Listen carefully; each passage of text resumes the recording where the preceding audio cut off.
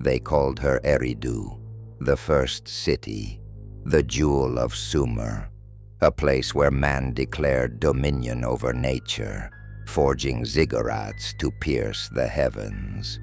But you see, mortals rarely build without arrogance, and that arrogance is what summoned me to their gates. Like moths to a flame, they sought their god's blessings, but their cries reached my ears instead. Ah, they never suspected it. The rivers that cradled their city, those lifelines, became taverns for pestilence.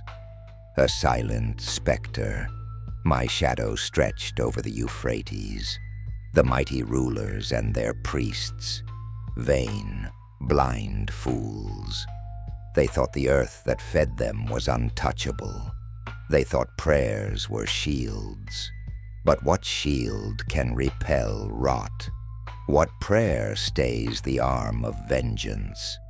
You watching this have seen ruins. You marvel at their remnants, but let me tell you, I am the creator of their decline.